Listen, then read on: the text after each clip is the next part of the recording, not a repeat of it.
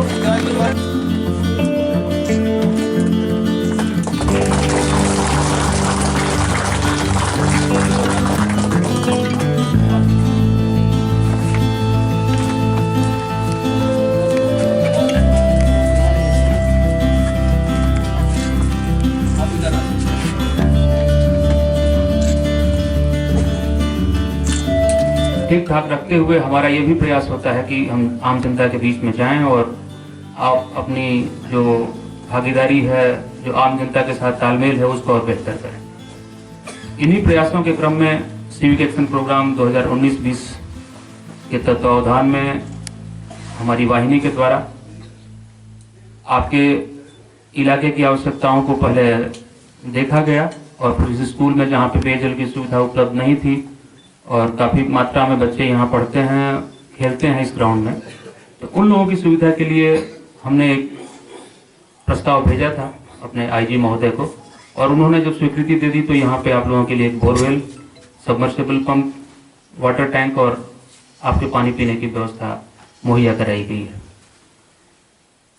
इसका मुख्य उद्देश्य है आप लोगों के साथ बेहतर तालमेल स्थापित करना और त्रिपुरा राज्य जो आज एक शांति और प्रगति के पथ पर अग्रसर है, उसके विकास में हमें और सहयोग देना है।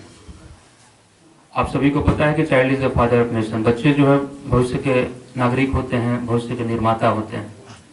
तो इन बच्चों को अगर अच्छे इन्वायरमेंट में पाला जाए, अच्छे इन्वायरमेंट में रखा जाए तो निस्संदेह आने वाले समय में एक बेहतर नागरिक के रूप में अपना योगदान ये देते रहेंगे।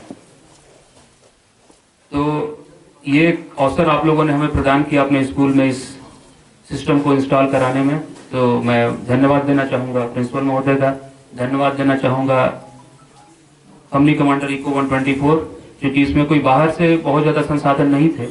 हमारे जवानों ने सीमित बजट में दिन रात एक करके इसको सुंदर ढंग से यहाँ पे बनाया है, जो कि काफ़ी उपयोगी सिद्ध होगा। मैं उम्मीद करूँगा कि ये सुविधा जो आपको प्रदान की गई है वो आपके लिए उपयोगी होगी और भविष्य में भी आप इसका उपयोग ले पाएंगे। मैं ये भी आपसे आग्रह करना चाहूँगा कि इसके मेंटेनेंस पे थोड़ा सा ध्यान देंगे, थोड़ी सी साफ सफाई पे ध्यान देंगे तो ज़्यादा समय तक आपकी सेवा ये दे पाएगा। इस अवसर पे मैं आप सभी को बताना चाहूँगा कि हमारे प्रधानमंत्री श्री नरेंद्र मोदी स्वच्छता और जल शक्ति के विकास पे विशेष जोर दे रहे हैं। तो इस क्रम में भी हम लोग बहुत सारे कार्यक्रम यहाँ पे आयोजित कर रहे हैं, जिसमें स्वच्छ भारत मिशन, स्वच्छता ही सेवा जैसे कार्यक्रम हम चला रहे हैं आम नागरिकों के बीच में जाके। साथ ही जल बहुत सीमित मात्रा में उपलब्ध है इस पृथ्वी पर, तो जल के संरक्षण, वाटर कंजर्वेशन पे भी हमें विशेष ध्यान देने की आवश्यकता है। और तमाम शिक्षकों से मैं आग्रह करना चाहूँगा कि बच्चों को भी जल के महत्व के बारे में बताएं और इस सीमित मात्रा में जो संसाधन जीवन के लिए बहुत उपयोगी है उसको संरक्षित करने में हम अपना योगदान दें। इन्हीं शब्दों के साथ मैं फिर एक बार आप सभी गणमान्य अतिथियों, जनता और शिक्षकों का धन्यवाद देना चाहूँगा। Thank you.